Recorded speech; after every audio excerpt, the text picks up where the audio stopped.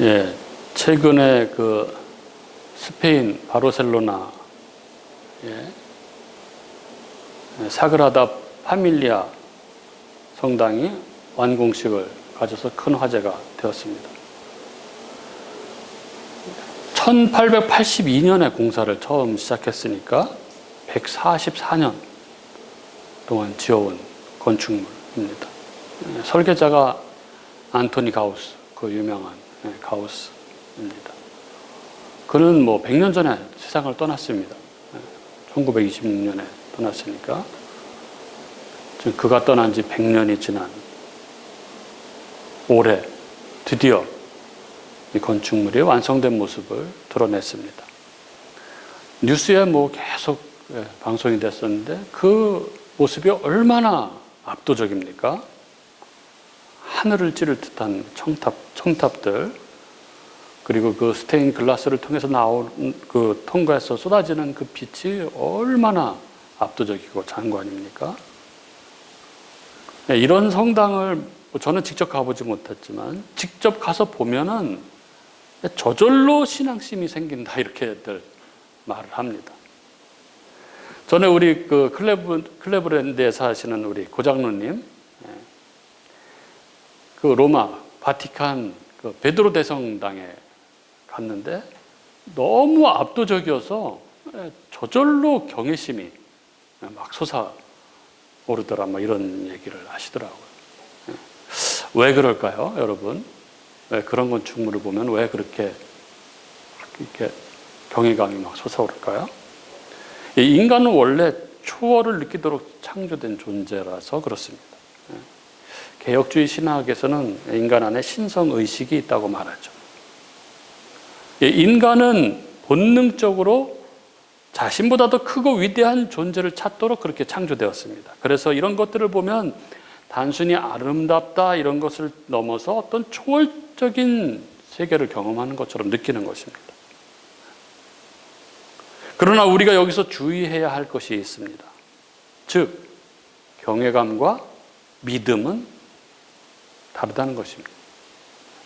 만약 어떤 사람이 이런 어마어마한 성당의 모습에 감동했지만, 이 사그리나 파밀리아, 이 성당, 이 사그리나 파밀리아가 사그리나 성스러운, 파밀리아가 가족 이런 뜻이죠.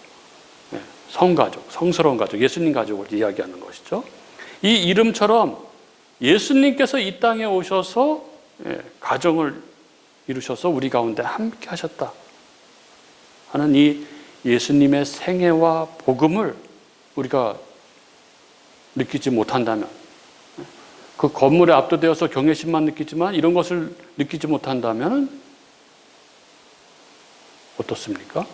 건물에는 압도되었지만 건물이 드러내고자 하는 하나님을 놓쳐버린다면 어떻게 되겠습니까? 오늘 본문에서 스데반이 바로 이 문제를 다루고 있습니다.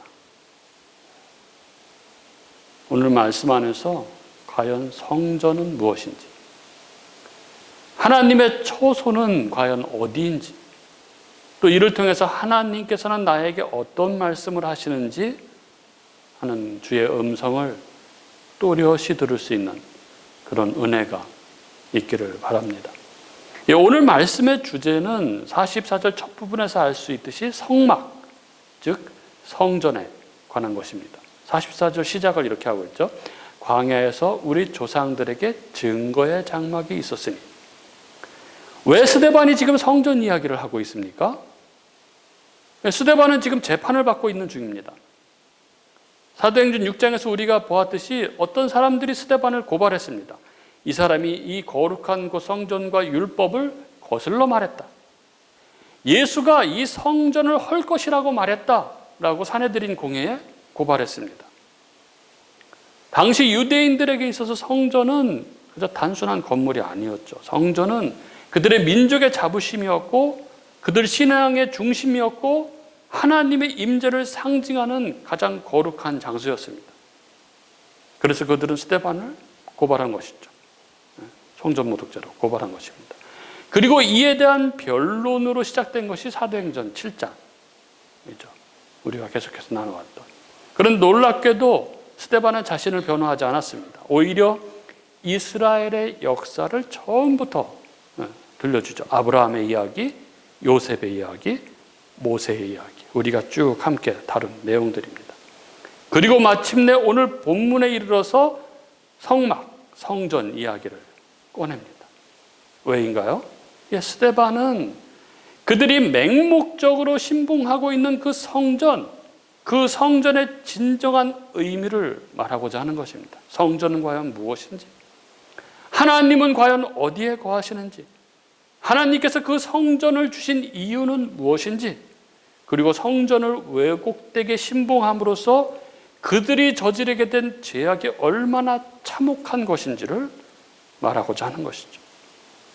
자, 그럼 오늘 말씀을 따라서 한번 보도록 하겠습니다. 오늘 본문 44절은 이렇습니다. 광야에서 우리 조상들에게 증거의 장막이 있었으니 이것은 모세에게 말씀하신 이가 명하사 그가 본 그 양식대로 만들게 하신 것이라. 먼저 우리는 여기서 증거의 장막이라는 말에 대해서 좀 생각을 해볼 필요가 있습니다. 왜 스데반은 성막을 증거의 장막이라고 부를까요? 증거는 증거판, 즉 십계명 돌판을 가리키죠. 원어를 보면 이 증거는 히브리어 에두트를 번역한 말입니다. 이 에두트는 주로 십계명이 기록된 돌판을 가리킵니다. 그래서 언약궤를 증거궤라고 부르죠. 즉 성막 안 지성소에는 언약궤가 있었고 그 언약궤 안에는 십계명 돌판이 있었습니다. 그래서 그 장막을 증거를 담고 있는 장막, 즉 증거의 장막이라고 부르는 것입니다. 그렇다면 십계명 돌판은 무엇에 대한 증거인가요? 십계명은 하나님과 이스라엘 사이에 맺어진 언약의 증거인 것이죠. 지금으로 따지면 계약서 같은 것입니다.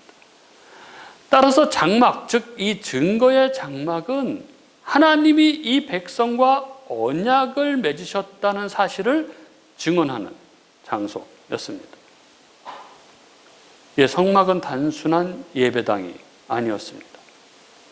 성막은 하나님께서 나는 너희 하나님이 되고 너희는 내 백성이 된다는 언약 관계를 보여주는 장소였습니다. 따라서 스데반이 굳이 성막을 증거의 장막이라고 부른 이유는 성막, 즉 성전의 본질을 말하고자 한 것이죠. 즉 성전은 건축물이 핵심이 아니라는 것입니다. 성전은 하나님의 말씀과 언약이 핵심이라는 것을 상기시키고 있는 것이죠. 그러면서 스데반은 이 성막이 사람이 아닌 하나님이 말씀하신 식양대로 만든 것이라고 말합니다. 44절 뒷부분을 보시죠. 광야에서 우리 조상들에게 증거의 장막이 있었으니 다음에 이것은 모세에게 말씀하신 이가 명하사 그가 본 그 양식대로 만들게 하신 것이라. 무슨 의미인가요? 왜 스데반은 성막이 그가 본 그 양식대로 만든 것임을 강조하는 것일까요? 하나님은 모세에게 내 마음대로 만들지 말고 내가 보여준 대로 만들라고 명령하셨습니다. 즉 성막은 인간의 아이디어가 아니라 하나님의 설계에 따라 만들어졌습니다. 이것이 인간의 아이디어가 아니라 하나님의 설계에 따라 만들어졌다는 것이 의미하는 바가 무엇입니까? 히브리서가 이 부분을 해석해 줍니다. 히브리서 8장 5절은 출애굽기 25장 40절을 인용하면서 이렇게 적고 있습니다. 그들이 섬기는 것은 하늘에 있는 것의 모형과 그림자라. 모세가 장막을 지으려 할 때에 지시하심을 얻은 것 같으니 이르시되 삼가 모든 것을 산에서 내게 보이던 본을 따라 지으라 하셨느니라. 여기서 성전을 지칭하는 중요한 두 단어가 나옵니다. 바로 모형과 그림자죠. 그들이 섬기는 것은 하늘에 있는 것의 모형과 그림자. 먼저 그림자. 히브리서에서 그림자는 실체가 있기 때문에 생기는 것이죠. 예를 들어서 나무가 있으니까 나무 그림자가 있는 것입니다. 사람이 있으니까 사람 그림자가 생기는 것이죠. 그림자가 먼저가 아니죠. 실체가 먼저입니다. 즉 성막은 그림자고 실체는 따로 있다는 것입니다. 그리고 모형이라고 이야기합니다. 이 모형은 견본, 샘플 이런 의미죠. 예를 들어서 아파트 모델하우스를 생각하면 됩니다. 모델하우스는 진짜 집이 아니죠. 그러나 진짜 집을 보여줍니다. 성막도 그렇습니다. 성막은 진짜 하늘의 성소를 보여주는 모델하우스인 것이죠. 그렇다면 모세는 무엇을 본 것일까요? 여기서 우리가 오해를 하면 안 됩니다. 모세가 천국의 건축 도면을 보고 그대로 복사했다 이런 뜻이 아닌 것이죠. 히브리서가 말하고 있는 것은 하나님께서 자신의 구속 계획을 모세에게 상징적으로 보여주셨다 하는 의미입니다. 그래서 성막의 모든 구조는 그리스도를 향합니다. 즉 성막 전체는 그리스도를 가리킵니다. 성막의 입구에 문이 있죠. 문은 하나입니다. 예수님을 가리키는 것이죠. 예수님이 내가 문이다 말씀하시죠. 하나님께로 가는 유일한 문입니다. 번제단, 희생제사가 드려지죠. 예수님의 십자가를 의미합니다. 물두멍, 등잔대, 진설병, 향단, 휘장, 언약궤, 속죄소 다 예수 그리스도를 가리킵니다. 즉 성막은 예수님의 복음을 입체적으로 설명하는 거대한 그림이죠. 하나님께서 설계하신 복음의 교과서가 바로 성막입니다. 그런데 유대인들은 이 교과서를 붙들고 이 교과서가 설명하고 있는 본체인 예수님을 거절했던 것이죠. 스데반이 바로 이 비극을 고발하고 있는 것입니다. 이어 45절 스데반은 말합니다. 우리 조상들이 그것을 받아 하나님이 그들 앞에서 쫓아내신 이방인의 땅을 점령할 때에 여호수아와 함께 가지고 들어가서 다윗 때까지 이르니라. 스데반은 성막이 광야에만 있었던 것이 아니라 가나안 땅에 들어간 후에도 계속 있었다고 말합니다. 무슨 의미인가요? 하나님의 임재는 특정 장수에 묶여 있지 않다는 것이죠. 하나님께서는 광야에서도 함께 하셨고 요단강을 건널 때도 함께 하셨고 가나안 정복 과정에서도 함께 하셨다는 것입니다. 이어서 46절, 47절 이렇게 말합니다. 다윗이 하나님 앞에서 은혜를 받아 야곱의 집을 위하여 하나님의 처소를 준비하게 하여 달라고 하더니 솔로몬이 그를 위하여 집을 지었느니라. 다윗은 하나님을 너무 사랑했습니다. 그래서 하나님을 위해서 집을 짓고 싶어 했습니다. 그러나 실제로 성전을 지은 건 다윗은 짓지 못했죠. 솔로몬이 짓습니다. 여기까지는 유대인들도 모두 동의하는 내용입니다. 그런데 문제는 여기서부터죠. 48절. 그러나 지극히 높으신 이는 손으로 지은 곳에 계시지 아니하시나니. 스데반의 논증이 갑자기 방향을 틉니다. 그래, 솔로몬이 성전을 지었다. 그러나 하나님은 그 건물 안에 갇혀 계시는 분이 아니시다. 유대인들은 하나님이 계신 성전이 있으니 하나님이 자기들 편이라고 생각했습니다. 그러니 자기들이 성전을 중심으로 하는 모든 행위는 옳다 이렇게 여겼습니다. 그러나 스데반은 하나님은 성전에 갇혀 계신 분이 아니시다. 너희는 하나님을 성전 안에 가두고 있다 이렇게 말하고 있는 것이죠. 그러면서 49절 스데반은 이사야서 66장을 인용하면서 이렇게 말합니다. 주께서 이르시되 하늘은 나의 보좌요 땅은 나의 발등상이니 너희가 나를 위하여 무슨 집을 짓겠으며 나의 안식할 처소가 어디냐. 성막과 성전은 분명히 하나님께서 이스라엘 백성 가운데 지으라고 명령하신 하나님의 집이었습니다. 출애굽기 25장 8절에 내가 그들 중에 거할 성소를 그들이 나를 위하여 짓되 이렇게 말씀하셨습니다. 성막은 하나님께서 자기 백성 가운데 계신다는 사실을 눈으로 보여주는 것이었습니다. 그래서 성막이 완성되었을 때 하나님의 영광이 그곳에 충만했습니다. 그러나 그럼에도 불구하고 오늘 우리가 말씀을 통해서 배우게 되는 사실은 하나님께서는 그렇게 이스라엘 백성들에게 만들게 하시고 그들 가운데 계셨음에도 불구하고 하나님께서 거하시는 처소는 단지 사람의 손으로 지은 건물이 되기를 원치 않으셨다는 것입니다. 그럼 여러분, 하나님이 원하신 곳, 하나님이 거하시기를 원하셨던 하나님의 처소는 어디인가요? 시편 132편 13절 14절에 이런 말씀이 있습니다. 여호와께서 시온을 택하시고 자기 거처를 삼고자 하여 이르시기를 이는 내가 영원히 쉴 곳이라 내가 여기 거주할 것은 이를 원하였음이로다.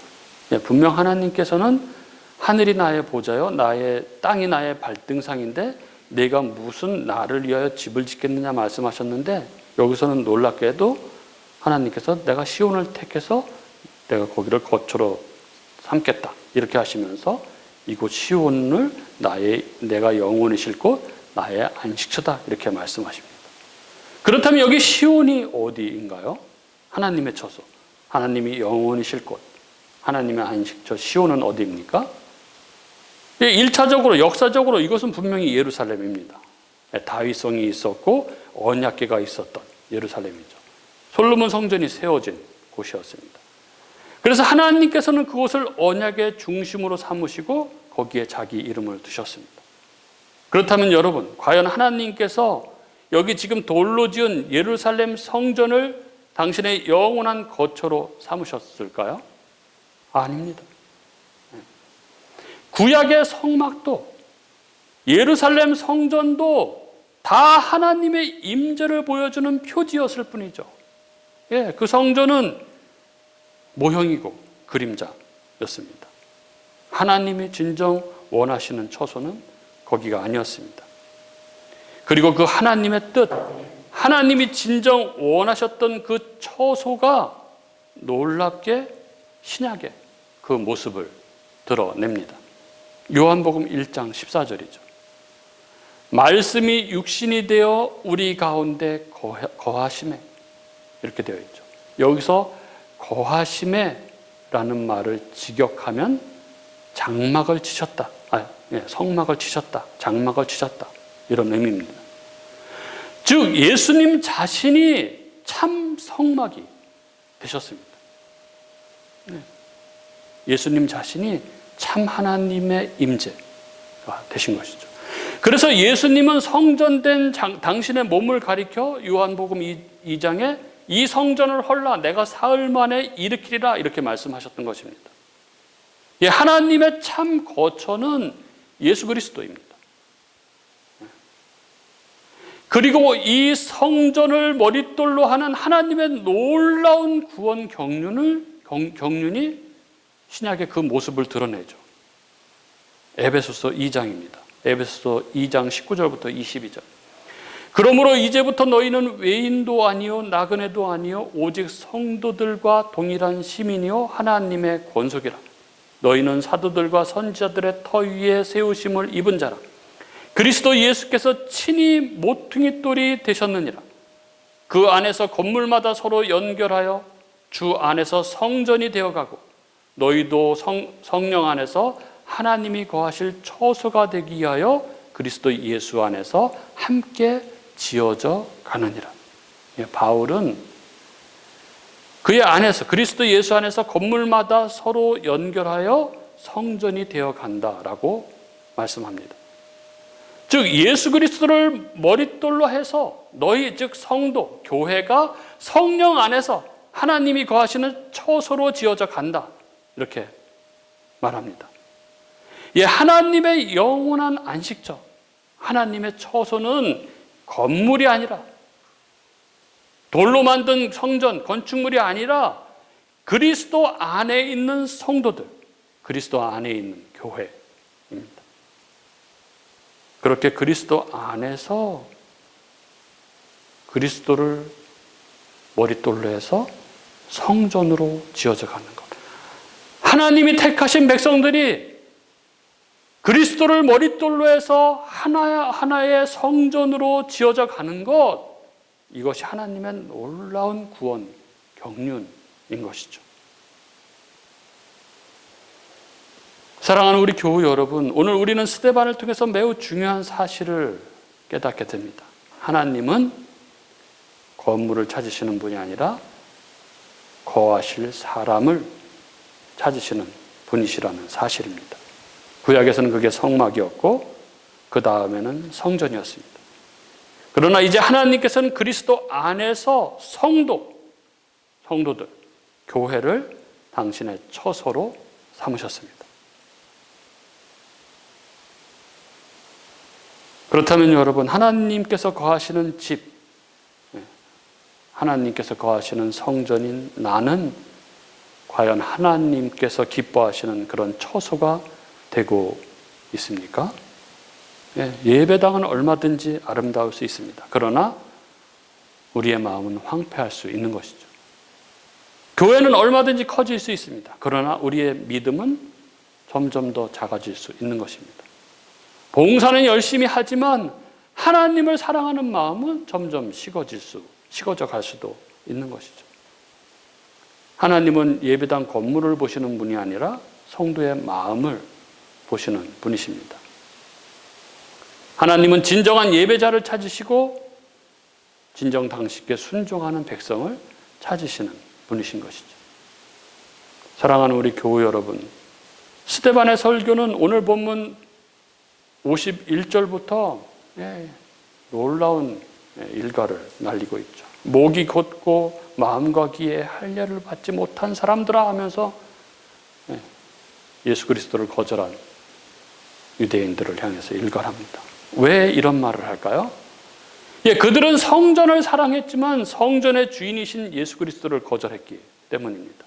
그들은 건물은 지켰지만 하나님은 잃어버렸기 때문인 것이죠. 그들은 그림자는 붙들었지만 실체이신 예수 그리스도는 놓쳐버렸기 때문입니다. 이 시간 우리들도 우리 자신을 돌아보아야 합니다. 나도 혹여 교회는 사랑하지만 그리스도는 놓치고 있지는 않은지, 예배를 드리지만 하나님과 동행하고 못하고 있지는 않은지, 신앙의 모양은 있지만 하나님께서 거하실 마음은 비어있지는 않은지 우리 자신을 돌아보아야 하는 것이죠. 사랑하는 우리 교우 여러분, 우리 모두가 하나님께서 기쁘게 거하시는 거룩한 처소가 되시기를 바랍니다. 그리하여 세상 속에서 하나님의 임재를 드러내는 참된 성전, 참된 교회가 되기를 주님의 이름으로 축복합니다.